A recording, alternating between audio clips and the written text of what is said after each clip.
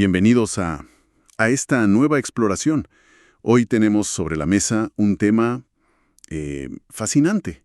Es la introducción a un libro sobre las prácticas de la conciencia en este mundo, en este mundo posmoderno que parece estar en crisis. Sí, la fuente principal es un documento que, por un lado, diagnostica los males de nuestra civilización y, por otro, analiza este resurgimiento de los estados ampliados de conciencia, los EAC. Exacto.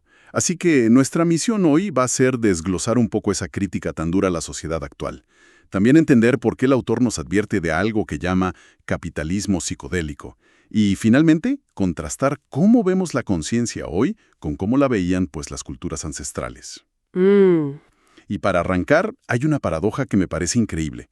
O sea, por un lado tenemos una crisis de salud mental que rompe todos los récords. Ansiedad, depresión, un vacío generalizado. Totalmente. Y justo en ese momento emerge con una fuerza arrolladora la llamada revolución psicodélica, como si fuera la gran salvación.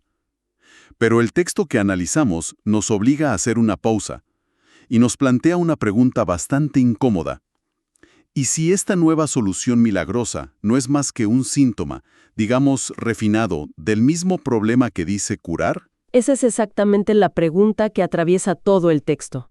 El argumento central es que estamos presenciando la fase terminal de un modelo, el de la modernidad occidental, que ha llegado a un punto de agotamiento total. Un modelo agotado. Sí. Un modelo donde absolutamente todo, desde nuestras relaciones, nuestros rituales, hasta nuestra propia salud, se ha transformado en una mercancía, algo para comprar y vender. Y el autor nos dice, cuidado, la respuesta no va a ser tan fácil como tomar una nueva pastilla, aunque sea psicodélica. Para entender el problema, hay que mirar mucho más atrás y entender cómo llegamos a este callejón, sin salida. De acuerdo. Empecemos a desempacar eso, porque el panorama que pinta el texto es, francamente, desolador. Usa términos muy fuertes como crisis terminal. Sí. Habla de un neoliberalismo que ha vaciado de contenido los rituales, de una desigualdad que es casi obscena, y de una naturaleza que hemos dejado de ver como un ser vivo para tratarla como un simple almacén. Y no se queda en la retórica, Aporta datos para que entendamos la magnitud. Por ejemplo, cita un dato que te deja helado. Las 3 corporaciones más ricas del mundo acumulan más riqueza que 50 países juntos. ¿50 países? Sí, países donde viven 600 millones de personas. Esto no es una figura literaria, es la radiografía de la estructura económica que nos sostiene. Es una escala difícil de procesar. Y lleva esta idea de tratar todo como un objeto a un nivel que ya suena a ciencia ficción. Sugiere que estamos en un proceso de sustitución, de cambiar nuestra conexión con lo que llama inteligencia natural. El anima mundi de los griegos. O el Bueno Mapu de los mapuches, exacto. Cambiar eso por una inteligencia artificial.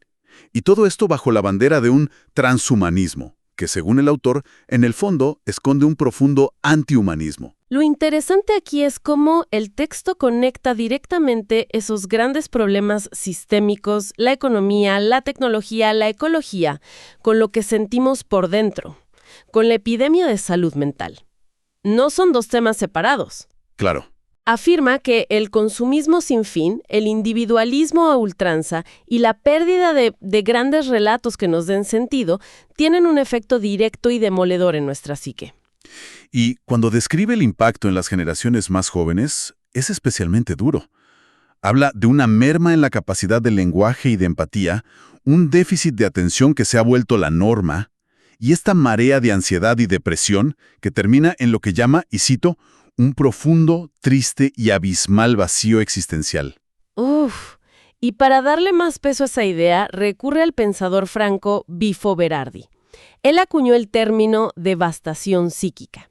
Y Berardi sostiene que esta devastación viene de un cóctel muy tóxico, muy de nuestra era. ¿Cuál es ese cóctel? Por un lado, nos estamos muriendo de hambre de contacto físico y afectivo real. Menos abrazos, menos contacto piel con piel. Y por otro, nuestras mentes están sometidas a un bombardeo constante de estímulos, una aceleración que no nos da tregua. Es la receta perfecta para el colapso mental. Un panorama sombrío, una sociedad ansiosa, medicada por empresas que se benefician de ese mismo problema. Casi se puede entender la desesperación por encontrar una alternativa. Y supongo que este es el momento perfecto para la gran reaparición de los psicodélicos. Es el caldo de cultivo ideal. Y es aquí donde el autor introduce su advertencia más seria. Habla de un fenómeno que denomina el capitalismo psicodélico. Suena oxímoron, ¿no? Capitalismo y psicodelia. ¿A qué se refiere exactamente con ese término? El autor lo describe con una frase un poco académica. A ver. Un errado enfoque extractivista epistémico. Ok. ¿Y eso qué significa en español? Jaja, exacto. Podemos traducirlo con una analogía. Imagina que descubres un templo antiguo sagrado. En lugar de estudiar su historia, de entender sus rituales, de respetar su significado, simplemente entras, arrancas las láminas de oro de las paredes, las fundes y las vendes como lingotes. Entiendo. Obtienes la materia prima valiosa, sí, pero destruyes todo el significado en el proceso.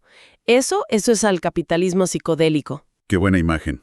Es decir, se toma la molécula, el principio activo de una planta sagrada, se aísla en un laboratorio. Y se tira a la basura todo lo que la rodeaba. El contexto espiritual, el ritual colectivo, la relación con la tierra. Exactamente. Se convierte, como dice el texto, en un negocio capsulizado. La experiencia, que en su origen era comunitaria y transformadora, se reduce a una píldora que se administra en un entorno clínico individual.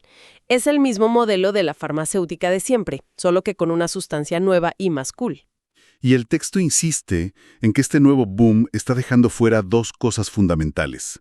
La primera es que se nos olvida que la conciencia se puede ampliar sin necesidad de tomar nada. Es un punto clave. El autor enumera una lista impresionante de prácticas para alcanzar estos estados que no dependen de sustancias.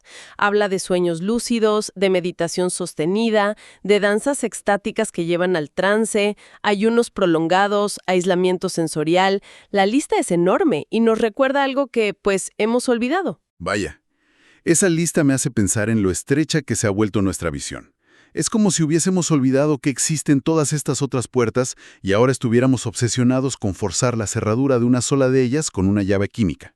Esa es una gran manera de verlo. Y esa es solo la primera omisión. La segunda, que es igual de importante, es que incluso en las culturas que sí usan plantas psicoactivas, la experiencia nunca se reduce a la química.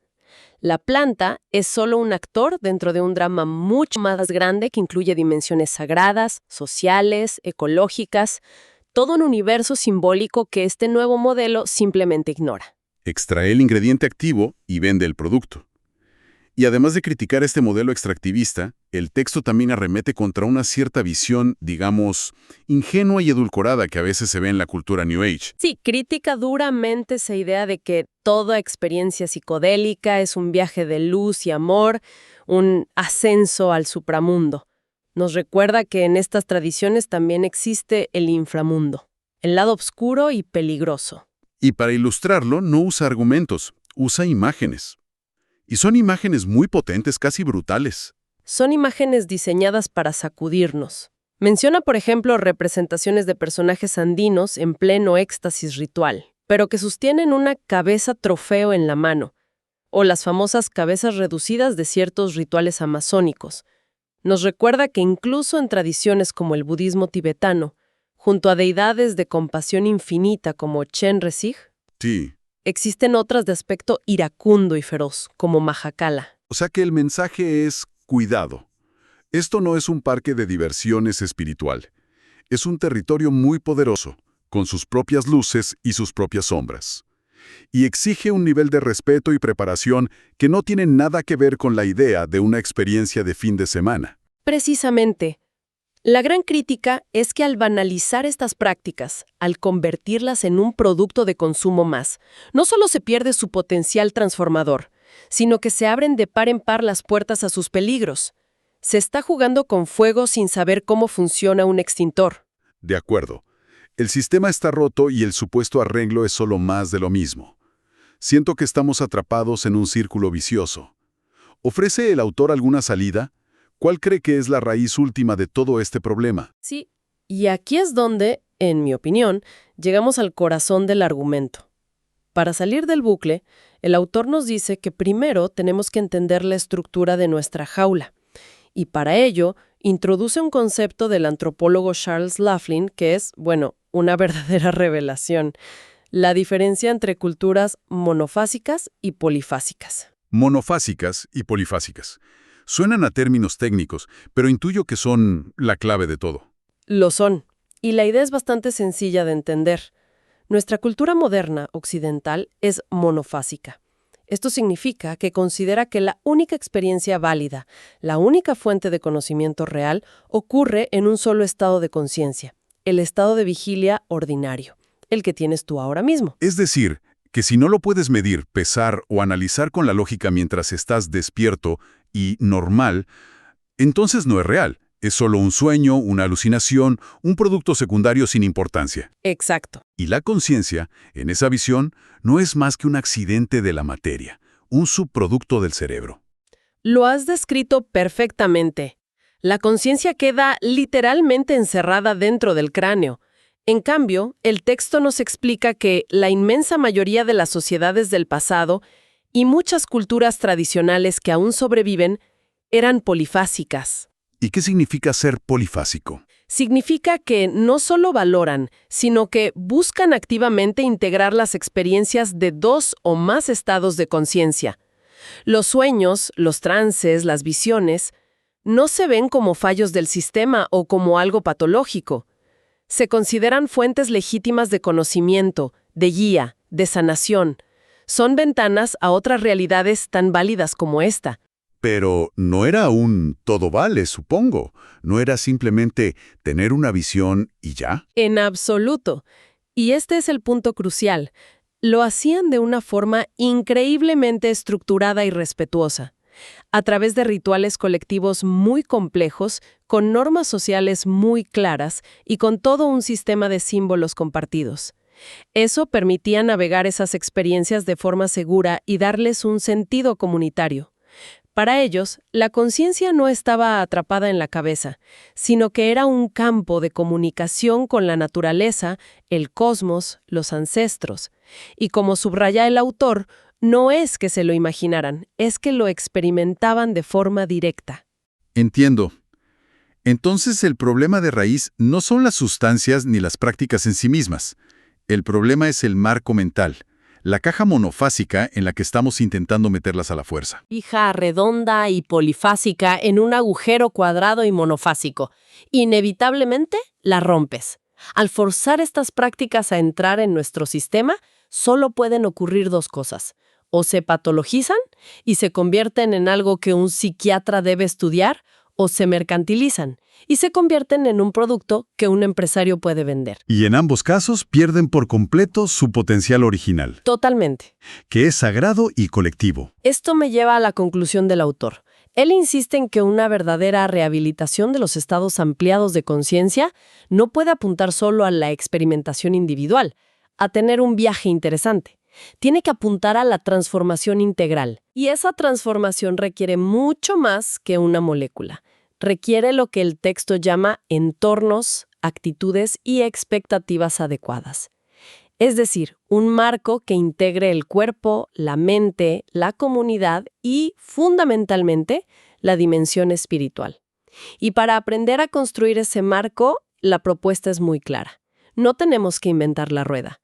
Tenemos que mirar con humildad y aprender de las culturas que supieron integrar estas experiencias durante milenios. Bien, para recapitular el camino que hemos hecho, empezamos con un diagnóstico muy crudo de la crisis de nuestra civilización, de nuestra salud mental, pasamos a analizar la advertencia sobre un capitalismo psicodélico que básicamente saquea saberes ancestrales para venderlos como un producto más, y finalmente llegamos a esta distinción que lo cambia todo. La diferencia entre nuestra cultura monofásica, que solo confía en la vigilia, y las culturas polifásicas, que integraban múltiples estados de conciencia como fuentes de sabiduría. Exacto. Al final, lo que este texto deja sobre la mesa es una pregunta que nos interpela a todos. ¿Es realmente posible reincorporar estas prácticas tan profundas y poderosas en nuestra sociedad sin que se conviertan inevitablemente en otra solución rápida que no soluciona nada? La propuesta del autor es que la única vía es cambiar el objetivo, dejar de buscar la experiencia aislada y empezar a buscar la transformación integral, una que nos reconecte con las dimensiones colectivas, rituales y espirituales que nuestro paradigma moderno ha despreciado por considerarlas, pues, primitivas o irrelevantes. El autor cierra con una nota de esperanza, sugiriendo que estas prácticas, si las abordamos con la seriedad que merecen, podrían ser una de las bases para construir una futura transmodernidad. Y esto nos deja con una idea final para darle vueltas. Si aceptamos por un momento la premisa de las culturas polifásicas, que la conciencia no es solo un producto del cerebro, sino una forma de conexión con algo más grande, llámese ánima mundi, inteligencia natural o como queramos, ¿qué cambiaría realmente nuestra forma de vivir, de relacionarnos y de afrontar las crisis que tenemos encima si operáramos desde esa convicción?